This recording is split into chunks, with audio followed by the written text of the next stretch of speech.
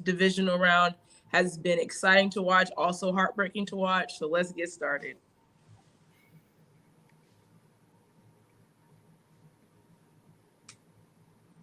Welcome to Jasmine Pollock's First Impression Sports Talk, the fastest growing sports talk show in the country.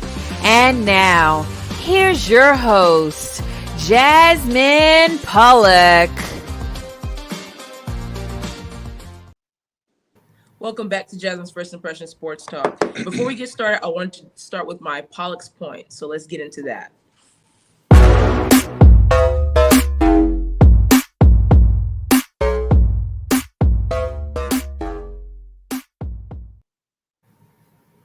My two Pollock's points of the night obviously is going to start with my Green Bay Packers.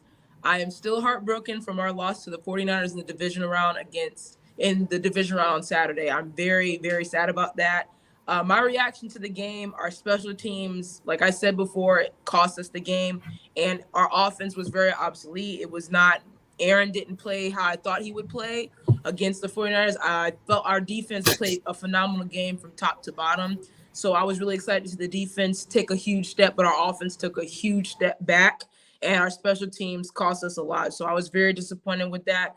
And the future in Green Bay is kind of dim right now. I don't know who's leaving, who's staying. I don't know if Aaron will retire or go somewhere else. That's a lot. Second topic is the Titans and the Bengals. In that game, I felt the Titans should have won that game very easily with 20 seconds left. Tannehill is in Bengals territory. All you have to do is kick the field goal. You're off to the AFC Championship. But no, he throws a pick in triple coverage. And I think that's a wrap for Tannehill. They have put many pieces around Tannehill just for him to choke the way he did. So I was very disappointed in the Titans, but good luck to the Bengals. I think it's going to be a good game between them and the Chiefs. So let's bring everyone in. So I want to start with you, Dad. We're going to switch gears now. Tampa Bay Bucks, LA Rams game yesterday. What was your thoughts and reactions? Well, my thoughts were we almost overcame all the deficiencies we had throughout the year. So, of course, the most recent thing was the injuries to our offensive line. And, of course, we know what happened with AB, and then we lost Godwin early. And, ultimately at the end, we had to dig ourselves out of a hole. We had to work really hard to get back to a tie. We still had an opportunity to win, but we ultimately couldn't overcome those things. I was very happy with how our defense picked it up in the second half. We were struggling to get pressure on Stafford, which that could speak to, some of our opportunities or issues on the defensive line, which I think in the offseason we're going to really shake it up a little bit because we left a lot of plays. And also offensively, there were some guys I would have liked utilized a little bit more, such as OJ Howard. And one of my concerns was on the left side of the line, number 76. For the most part, the line was getting, handled pretty good. But number 76 was getting beat by Von Miller pretty consistently. And I was surprised that they didn't bring anybody in to chip to at least slow that pass rush down on his blind side, on Brady's blind side. So I was really, really struggling with that and why we continue to allow that to go for the entire game on his blind side. But, hey, doesn't matter now. But overall, hey, I'm looking forward to seeing Brady back for at least another year. He doesn't have anything to prove, but I think this will left a bad taste in his mouth on what could have been. So I think we will see him again next year. For sure, there's a lot of questions. But to you, Cole, do you think, being that the Rams took out the Bucks, do you believe in Matthew Stafford? Do you think he's an elite quarterback? He could be arguably, being talked about with the Aaron Rodgers, the Ben Roethlisbergers, the Tom Bradys? No, I don't think he's an elite quarterback. I think he's a good quarterback. I felt like at times he was very, very inconsistent this season. Obviously too, some bad interceptions were thrown. He played some bad games. I don't think he's an elite level quarterback on the level of a Mahomes, a Rodgers, on that level. Yeah, for sure. For me, I think when it came to the Bucks and Rams game, I just felt like, even though 90% of the game, we all know that the Rams pretty much dominated the Bucks, but I felt like And I knew even throughout the whole season, the Rams were not a good fourth quarter team at all. And we saw that yesterday. And me personally, I didn't want the Rams to win. I did not want them to win. I was rooting for the Bucs since Aaron got out. So I might as well, root for the best quarterback left. But for me, I felt like Matthew Stafford, that last defensive sequence for the Bucs was terrible. Like, I don't know what they were doing to let Cooper Kupp get behind them, and that not just once but twice in the game. And I was very shocked that there was no adjustments made at all. And I don't know why how they did it. They had to march down the field. I mean, you can't let that happen. I mean, you're in Tampa. Brady was going to pull off probably the biggest comeback he's ever made besides that Super Bowl against the Falcons. So I was really shocked that Todd Bowles did that in that situation and let Matthew Stafford get in there, because if he gets enough protection, if you give him the weapons, he can make the throw. But to me, it was very shocking for the defense to fold like that and for them to just blow the coverage again against Cooper Kupp. Out of everyone else but Cooper Kupp, this guy was a triple king receiver this year. This man broke records this year. So obviously that's the guy you should be watching. He's the clutch guy on the team. So obviously I don't know what the Bucs were doing in the secondary, but it was very, very hard to watch. But like I agree with you, Dad. I do think Brady will come back for another season. That did leave a taste in his mouth. And Brady, he's a winner. He was, even though we get tired of seeing him win all the time, but he is a winner. He knows the game better than anybody. So I think he's coming back, but it's just a question of, will they bring back the other pieces? Because they do have 15 free agents heading into the offseason. So there's a lot of questions, a lot of contract debates that's going to be happening. So we'll definitely see. But to you, Jeremiah, when it comes to the Rams and this 49ers game, now we saw the 49ers sweep the Rams in the regular season. To get into the playoffs, they beat them, and they beat them handily 30-10 earlier in the season. The 49ers beat the Rams. Do you think that can happen again? Do you think the 49ers can beat the Rams yet again in a three-peat?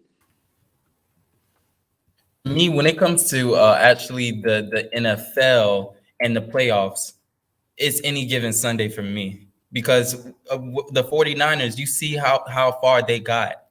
Especially when it came to the Cowboys game. Many people was just saying, the Cowboys going to win that game, like Jimmy G, interceptions, everything else.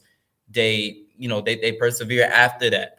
And then they came, and then they actually turned the game around with the Green Bay Packers, although it was a lot of mistakes on Green Bay's side. But 49ers, they did stay poised when it came to playing their offense and also playing their defense.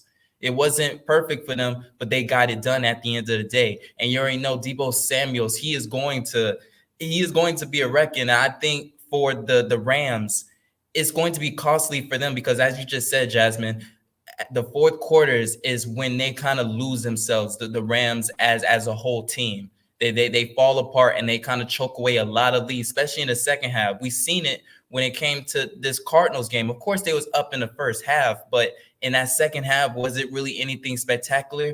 To me, they don't really know how to pull games away and everything else and actually close games to continue the blowouts. I think they kind of let teams kind of linger on, try to come back, and then they try to do these late drives, but I think it's going to come back and haunt them at the end of the day when it comes to the 49ers. But I do have the Rams slightly a little bit, in the differences, actually winning this game, but I'm not putting nothing past the 49ers actually getting a W in this game. For me, when it comes to that Rams and 49ers game, I think what's going to happen, I think it's going to be surprisingly defensive. I think it's going to be a very defensive game.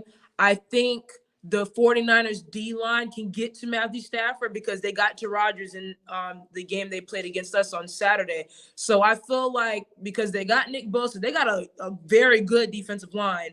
And even in the back end now, could you say that the Rams have better weapons than us? Yes, I can say that with OBJ, with Jefferson, with Cooper Kupp, obviously, and Tyler Higbee at the tight end. So they have a lot more options to go to. But when I looked at the 49ers play against us, and then I look at the Rams have to be careful because that the way the defensive front for the 49ers plays is similar to how the Rams defensive front plays. And that game is going to be defensive. Like, to me, I think it's going to come down to who turns the ball over. I don't really trust Matthew Stafford or Jimmy Garoppolo. I really don't, even though they're here in the NFC Championship for a reason. Their team's gotten there. But honestly, I think for the 49ers, Deebo Samuels and their defense carried them. And I do think for Matthew Stafford, he made that extra play. I mean, I'll give it to him but the Bucks defense collapsed in that. But for me, I think in that game is going to be which QB makes the most mistakes. And if I'm a Rams fan, I will be very, very concerned the way they played in the second half against the Bucks and allowing Tom Brady and them to come back the way they did. I would be very concerned. And I feel like what they're going to do, and it wasn't like the Bucks didn't run the ball bad against the Rams. They didn't. Fournette had 2 10-yard runs in the first quarter. So, I mean, it's going to be very interesting how Shanahan uses Deebo Samuel in that running game all over the Rams, because I do think the Rams, you can run on the Rams. It's just getting the ball out quick and making the right decision. And I just feel that's what the game is going to come down to. But back to you, Dad. Do you think for you, 49ers and Rams, what is your depiction of that game? What do you think is going to happen in that game? Okay, so first, just to break down the Bucks and the 49ers game the Bucks and the Rams game as it relates to this game. So we got to understand the Bucks made a lot of defensive miscues that resulted in some big plays. 2 plays in, specifically to Cooper Kupp. Now, if we cover those 2 plays right, then you don't see the same score, the same turn that you saw in that game. So we got to be careful with what we saw from the standpoint of execution. So the Bucs just didn't execute. There were things on the offensive end that the execution was very poor when you look at it from that standpoint. So now with the 49ers will consistently run the ball on the Rams. We saw that with the Bucs. The Bucs were able, and the 49ers will run the ball. They have decent running backs that can get some pretty good yardage on the Rams defense. One thing about the Rams that I saw that was exploited later on by Tampa Bay, their defensive linemen blow up the field. That's what they do. They're thinking about passing, rushing the passer. If you put in a consistent screen game, shorten up some of those routes, or put in a pretty consistent running game like they do with Deebo, like they do with their, I forget the other guy's name, the other running back. When you put that in there, that's going to keep those linemen, those defensive linemen on their heels, so they're not just pinning their ears back and running up the field. Now, one thing about the Bucs too, what you got to understand is the 49ers are pretty much bringing a healthy offensive line in.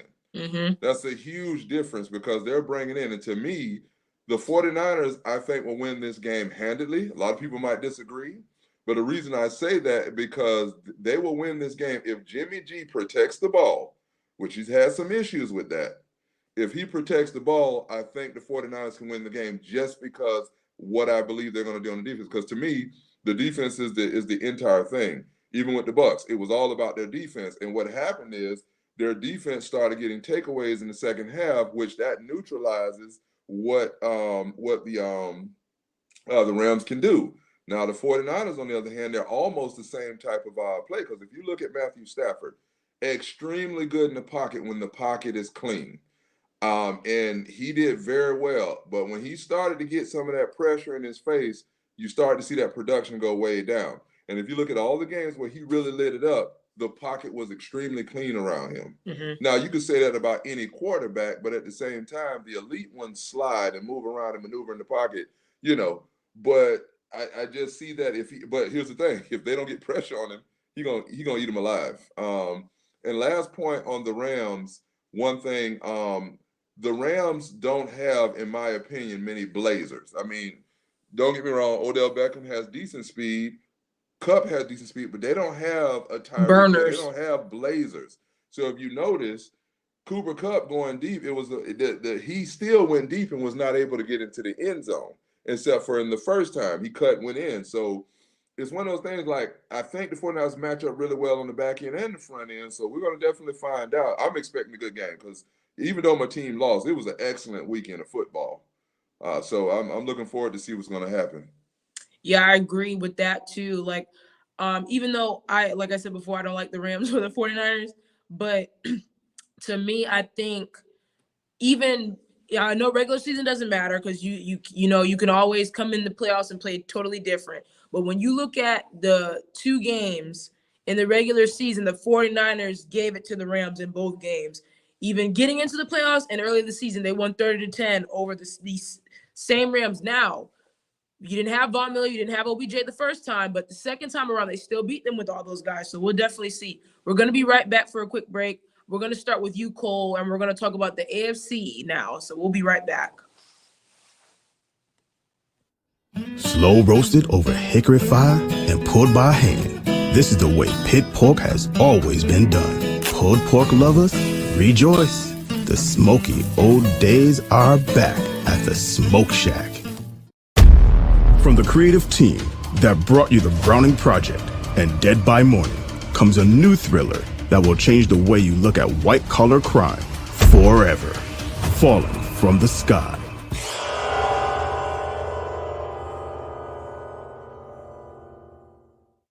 You're watching Jasmine Pollock's First Impressions Sports Talk. Be sure to join Jasmine every week for great conversation on the NBA, NFL, and a wide variety of sports topics. To see past episodes of First Impressions Sports Talk, go to YouTube and search First Impressions Sports Talk. You can connect with Jasmine on LinkedIn by searching Jasmine Pollock. And now, back to more First Impressions Sports Talk. Welcome back to Jasmine's First Impression Sports Talk. And the final topic is the AFC divisional round.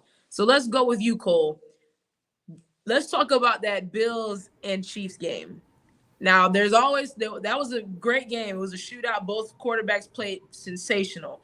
But now there's the question, should they change the overtime rules because the Bills offense didn't get the chance? Josh Allen didn't get that last crack. What do you think about this whole overtime rules change? So, the Chiefs-Bills game was a fantastic game. I enjoyed it thoroughly. But so now all of a sudden, we have to change the rules because the Bills didn't win.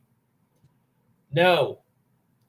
I don't think the overtime rules are that good, but still, the overtime rules are not why the Bills didn't win. Somebody figure out how to cover Travis Kelce because nobody was able to cover him. If you can't stop him, why are you deserving to go to the AFC Championship game? The Bills lost that game because they got outplayed by the Chiefs. That's just how it went. But I do think that it's time to fix the overtime rules. I like college's overtime rules. But it's not the rules as to why the Bills lost. Yeah, for me, I think when we're looking at Josh Allen, when we're looking at Patrick Mahomes, that's the future in the AFC. I think the AFC is in very good hands when you have Justin Herbert, Patrick Mahomes, Josh Allen, Joe Burrow. The AFC is in very good hands, and of course Lamar as well. But when you looked at that game, people talk about the overtime, and I do think they should change the overtime rules to give both teams a chance to compete or win the game. But you left Patrick Mahomes 13 seconds. I forgot how many timeouts. I think 2 or 3 timeouts. The defense has to stop. And also, there's also a question of them, should they squib kicked it, the Bills, when they scored and then they did the kickoff. They should have squib kicked it and allowed the clock to run. When you kick it out in the end zone, it's going to stop the clock. So you give Patrick Mahomes that much time. The guy can go down the field. He has a bunch of weapons. Tight end, receiver. I mean, you can't do that. That's something you can't happen. And that's a coach's decision. And if I was the coach, you can't allow that to happen. McDermott should have said, you know what, guys, let's just squib kick it, allow the clock to run, and force Mahomes to go down the field in that way or with little time. But even for that, I still do think the overtime rules definitely need to change because, even in college, I agree with you. I like the college rules. Both teams get a chance. If you don't get the touchdown, you just don't get the touchdown. And I was talking to some of my teammates today about it, and they were saying maybe there should be a 2-point conversion added to something like that, or, to add, a different thing to it. But I do think it needs to change. But that game was phenomenal. But it was really interesting to see all these games, they went to the last second, like literally the last minute, the last second. It was very cool. But Jeremiah, to you, when it comes to the Bills and Rams game, or the Bills and Chiefs game, what was your take on that game as a whole? What do you think the Bills have to do to overcome the Chiefs? Well, when it comes to the Bills, the first thing to fix is, of course, the defensive side. You already know what the offense can do. Although that Diggs didn't have a huge game, he only had 7 yards on the day and a 2-point conversion. But at the same time, you had David to step up and to be that Diggs for Josh Allen. Josh Allen, he's very mobile. They have a great line that protects him back there, and they have a solid offense. But with a team like the Chiefs, they're like the offense of the same of the Bills, but even more explosive because you have a Patrick Mahomes that can beat you with his legs, and then you got Tyreek Hill, then you have Travis Kelce, and it's so much that they have back there. And for that to be possible, you have to have a great defense, because in those last possessions, just with that 13 seconds left, like I agree when it comes to Jasmine when she said they should did a squid kick. You allow them no type of opportunity, especially with 3 touchdowns. You have to run it back to where they have no type of window or no type of chance. When it came to the Chiefs, Patrick Mahomes and them on the sidelines, they already thought, I have a chance. We can actually win this game. Travis Kelce was like, look, I'm just going to go like backyard football. I'm going to just make up a route. I'm just anything to get me open. Right then and there, you're supposed to let them get to no type of field goal range or nothing. And I feel like that's the discipline side of it. But I do agree also about them changing the overtime rule just in case, if another team wants to have a shot at it. But just as Josh Allen said at his post game, he was just like, look, like, those are the rules. And he was like, look, if we had the ball first, we would be celebrating also, because it could have been any team, whoever had the ball first. So I feel like for the Bills, in order for them to hit that next step and for them to actually beat the Chiefs and maybe make it to the Super Bowl, it's all about the defense at the end of the day, because it goes as far as they go. Because you already know how Josh Allen played. He played a great playoff this year. He had great playoff games, and he actually moved up to a bigger level, especially in his career and plus for himself and for a team. Yeah, I agree with that. But for me, when you look at I think people weren't as shocked that Josh Allen played that, because the Chiefs secondary is, I believe, 28th in the league in passing. So even though they were getting after him, there was some, there was getting pressure, but the Chiefs back end is not good. The Bills defense, I believe, was number 1 in the league in yards per game, or not allowing a certain amount of yards, not allowing a certain amount of scores. And I think that was like the biggest thing. Like, are you serious? Like, this defense is good. And I thought the Bills defense took a step from last year. Well, when you're playing against Patrick Mahomes and Travis Kelce and Tyreek Hill and all those fast, the whole track team is literally a track team on that team. So I get it. It's hard to defend, but at the same time, you cannot allow Travis Kelce to get open in that way. That is unacceptable on the Chiefs, on the Bills side. But they do need to change the overtime rules. Of course, you want to see I wanted to see that. I wouldn't have mind that game going longer, because Patrick Mahomes and Josh Allen, they're the young talents of this league. And I think when a lot of the older quarterbacks in this league retire, the league is in good hands. But back to you, Dad. I know you're excited for this topic. Let's talk about the Titans and the Cincinnati Bengals. So I'm gonna talk. Well, one real quick thing about that. I'm gonna go ahead and knock that one out. But one last thing on the Bills. The Bills defense is excellent. They were number 1. It had nothing to do with the Bills defense. They just left Patrick Mahomes too much time. When they're hitting on those cylinders, I don't care what your defense is. He's getting the ball out fast. He's getting out of the pocket with his legs. So it's a little bit tougher to pin your ears back when you got a quarterback that has mobility and he has the accuracy down the field. That's the last thing I'll say about the Bills. The Bills are right where they need to be. They just left them too much time. Now, as far as the Bengals go, as you guys know, I've been riding with Burrow the whole year.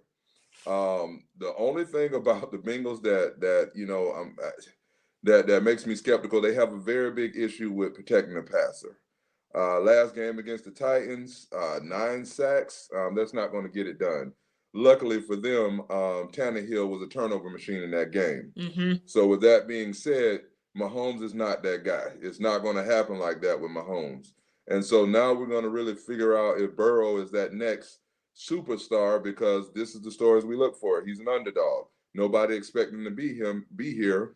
And when you have a team that's the underdog like this and they don't expect him to be there, they don't know any better. So they're coming out and they're going to give the Chiefs their best shot because they feel that they belong.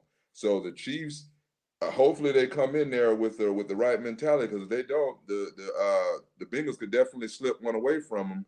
I was happy with the way the Chiefs defense played as well. And even though they got lit up, also they were dealing with the same thing, but they made enough plays to keep them into it. So I think that they got to be happy about that, because they ran up against a dynamic passer, a dynamic runner, and they still held up decently. I mean, I know he still had a big game, but what do you do? I mean, hey, it's this elite football, elite quarterback play. Hey, they slowed him down a little bit, just enough for their guy to get one more point than they did. So, that was a pretty good game, but I think it's going to be an excellent game. I do think the Chiefs are going to pull it out, but they have to execute. And I think when it comes to the Chiefs and Bengals game, I think it's going to be a shootout, because even when they faced each other a few weeks ago in the regular season, not too long before the playoffs started, and that was a shootout. Bengals pulled out in that game, but it's different times now. It's different. It's a different stage. You're in Patrick Mahomes Stadium. You're on the road. I think it's going to be a shootout. I do think so. I do think the Chiefs can get pressure on Burrow more so. I think the Bengals can get pressure on Mahomes. But the Bengals defense did take a step, I think, against the Titans. But could we say that Tannehill just didn't play well? There is no way, even in that game, Tennessee should have won that game, I believe. Tannehill, you have 20 seconds left. You're in Bengals territory. You don't need to force anything. You just chew up the clock, kick the field goal, win the game. But they have a good field goal kicker. You throw it in triple coverage and get the pick. And you have 3 picks in the game. You put your team in a very bad situation. And if I'm not mistaken, I think the Bengals scored on every possession that he turned the ball over. And it's very, very unfortunate, because I thought the Tennessee, everyone else, Derrick Henry for him coming back, he played decently well. Their other running back is very good. And I didn't know. I've never heard of him. And he was running all over the place. They couldn't really stop the run the Bengals couldn't really stop Tennessee's run. A.J. Brown had some big catches. Julio Jones is still playing at a good level for him to be at his age and how long he's been. And then the defense literally put pressure on Joe Burrow, and they tightened up in the second half. So Tannehill, that game was solely on Tannehill, solely on him. And it's very disappointing, because you have so many pieces around you. They added so much for you, and you couldn't deliver. So it's going to be some questions about Tannehill, whether he's going to be the quarterback for the Tennessee Titans next year. There's a lot of QB talk of Aaron, Deshaun, Brady, maybe, who knows, the draft picks and different things like that. And Tannehill, he had to deliver. There was no excuse for that. So I think for the Titans, I think they just need a quarterback that could deliver and put them on the next level, because they have the run game. They have the O-line. They have the weapons. They have a defense that can get after the quarterback. They have a very good defense. But I just think for the Titans, it was all on Tannehill. But that wraps up tonight's show, guys. That was a lot of talking about a lot of stuff. I mean, I wish we had more time, but that wraps up tonight's show. Thank you, Dad. Thank you, Cole. Thank you, Jeremiah. Thank you for giving your insight and just, having football talk. I will see you guys next week here on Jasmine's First Impression Sports Talk. Have a good night.